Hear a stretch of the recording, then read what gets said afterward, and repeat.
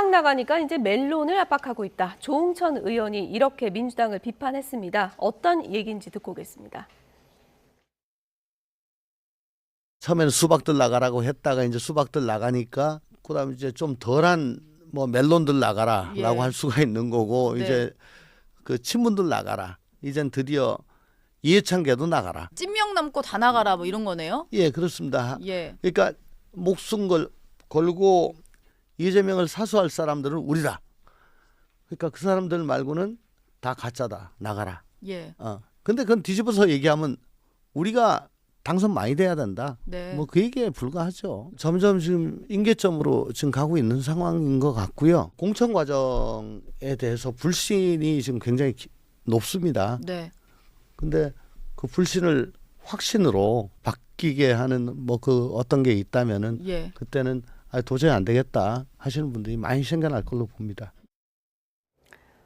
네, 정치권의 또 다른 신조어 멜론이 등장했네요. 멜론은 누굴 말하는 겁니까? 그러니까 이제 아마 네. 그 소위 뭐 문재인 정부 때 일했던 분들 뭐 이렇게 이제 아마 표현하는 것 같아요. 친문을 일컫는 겁니까? 뭐 조응천 그렇게 의원은? 이해한다고 저는 이해를 합니다. 예. 그러니까 조응천 의원이 누구라고 얘기를 안 했으니까요. 근데 어쨌든 이런 건 있는 것 같아요.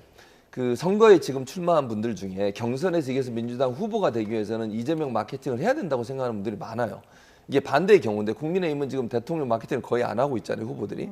근데 제가 볼 때 이제 민주당에 출마하는 분들 입장에서는 어쨌든 당원들의 지지를 얻기 위해서는 이재명 대표 마케팅을 하지 않고서는 어렵다고 판단해서 그런 말을 자꾸 하는 것 같습니다. 저는 뭐 그게 좋다고 표현하진 않아요. 왜냐하면 이게 뭐 누구하고 친하고 누구를 보호하고 이런 문제 가지고 공천을 하고 안 하고의 문제가 된다고 저는 보지 않거든요.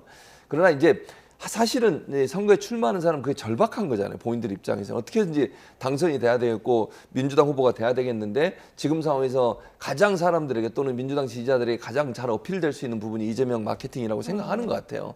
그러다 보니까 이재명 대표 마케팅을 계속 하는 건데 저는 이제 그런 부분들 조응천 의원이 지적한 건 뭐 이해는 하겠어요. 그러나 조응천 의원의 지적에 저는 100% 동의하지는 않고요. 예. 다만 이게 공천 과정 예를 들면 친명이나 비명이나 가지고 구분되고 이런 거는 저는 반대고 공천도 그렇게 하지 않을 거라고 생각합니다. 예. 그렇게 된 것 같으면 뭐하러 공천을 해요? 그건 아니잖아요. 정말 그 후보가 민주당에 어떤 그 도움이 되고 또 당선 가능성이 높냐 안 높냐 이런 부분들을 가지고 판단을 예. 해야 되는 것이지 누구와 가깝고 멀고 이런 문제가 기준이 되는 것은 바람직하지 않다고 생각합니다. 최 교수님이 정답을 얘기해주고 계시지만 당의 현실을 보면 또 그렇지는 않은 것 같거든요. 지금 친명계 원외 조직의 목소리가 상당히 높아지고 있고 임종석 노영민 전 실장 또 출마를 상당히 비판하는 목소리도 거세지고 있는 거 아니겠습니까? 네, 그렇죠. 추미애 전 네. 장관이 자신에게 돌아온 지금까지의 비판의 목소리를 완전히 남한테 전가시키는, 다른 사람한테 전가시키는 그런 지금 전략을 쓰고 있는 것 같아요. 추미애 전 장관, 윤 대통령을 키웠다, 윤 대통령을 만들었다 이런 비판이 많았잖아요. 법무부 장관으로서 검찰총장을 압박하고 또 너무 지나치게 옥죄었던 부분들이 도리어 그렇게 그 결집하는 또 윤 대통령의 지지자들이 그때 결집하는 어떤 계기를 만들었다는 건데 예. 이것을 임종석, 노영민 두 실장한테 이야기를 한다면 그럼 문재인 대통령한테 비판하는 거나 마찬가지잖아요. 왜냐하면 검찰총장 누가 임명했습니까? 문재인 대통령이 임명했잖아요. 그럼 자신도 문재인 대통령이 임명한 법무부 장관인데 저 말은 솔직히 말씀드리면 친문들은 이제 사라져라. 자신의 친문이 아니다. 친명이다. 라고 지금 선언하는 거나 마찬가지로 보여지고요. 다른 또 이 친명계 비례대표들이 지금 공격하고 있는, 그러니까 현역들을 공격하고 있는 대목도 참 딱합니다. 뭘 얘기하냐면 가결표 던졌지 이재명 대표한테 이렇게 따져요. 아니 가결 부결은 체포동의안과 관련해서 무기명이잖아요. 근데 무기명을 했는데도 불구하고 가결했지 부결했지를 밝혀라라고 요구하는 건 헌법의 정신에도 전 맞지 않다고 보고요.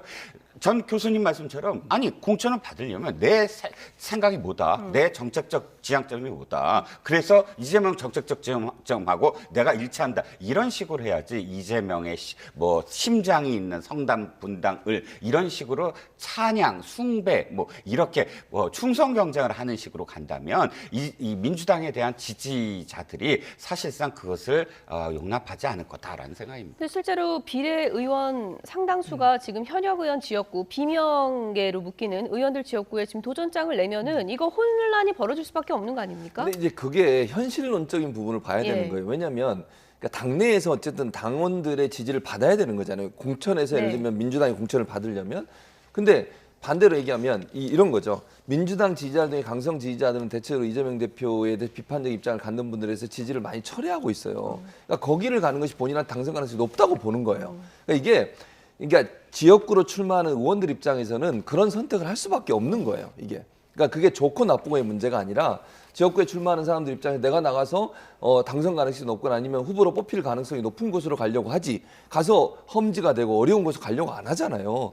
그러다 보니 자연스럽게 이재명 대표에 대해서 좀 비판적 입장을 갖고 있는 분들이 있는 지역구가 이제 비례의원들이 가려고 도전하는 지역구로 떠오를 수밖에 없다고 저는 봅니다. 이명백 위원장의 발언이 오히려 공천에 가이드라인이 아니라 혼란을 주고 있다 이런 비판도 있습니다. 저희가 그래픽으로 좀 준비해봤는데요.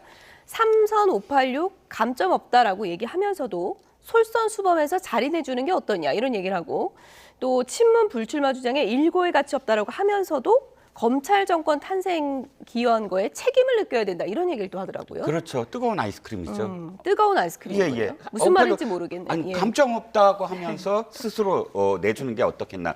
지금 공천관리위원회가 왜 만들어지냐면 모두 다 이 공천관리위원회의 규정에 따라서 하라라는 것 때문에 만들어졌는데 이 말은 뭐냐면 그런 규정 없이 스스로 선의에 의해서 판단해달라라고 이야기하는 거잖아요. 그럼 예. 공천관리위원회가 존재할 이유가 없는 것이고요. 그만큼 정당성이 떨어집니다.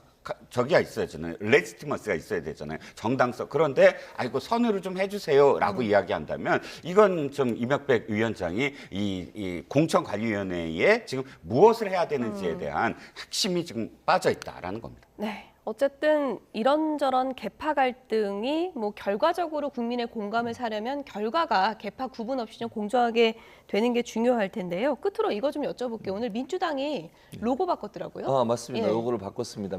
영입된 분 중에 이제 홍보 전문가가 있어서 그분이 추측을 해서 만들었고 세 가지 색깔, 이 민주당을 상징하는 세 가지 색깔을 좀 더 선명하게 그렸다는 점. 보통 선거 때 좀 로고 많이 바꾸죠. 많이 예. 바꾸죠. 왜냐하면 이제 새로운 변화를 시도하는 거니까 또 이재명 대표가 대표되고 나서 이제 바꾼 거니까 이재명 대표 중심의 민주당의 모습을 실현하는 그런 가치를 표현했다고 생각합니다. 글자로는 민주당 세 글자를 딱 강조를 했더라고요. 예, 더불어가 약간 줄었습니다. 옛날에는 더불어가 굉장히 예. 임팩트가 있고요. 또 한 가지는 색깔이 조금 밝지가 않다. 조금 더 밝았으면 하는 어떤 아쉬움이 있고 그럼에도 불구하고 한 가지 더불어민주당을 바꾸지 않았다. 예. 민주당 계열 정당이 아마도 처음 있는 일이에요. 아, 당명은 그대로 가져가는 거예요. 같은 당명으로 지금 예. 두 번 8년이나 계속 연달아서 지금 그 총선을 치르겠다라는 건 그만큼 민주당이 이제는 좀 자리를 잡았구나라는 자신감이라고도 보여집니다. 예. 어쨌든 더불어가 아니라 민주당을 강조한 거, 그 안에 어떤 의미가 담겨 있는지 저희가 추후에 좀 지켜보도록 하겠습니다. 지금까지 이종근 시사평론가, 최진봉 성공회대 교수 두 분이었습니다. 고맙습니다.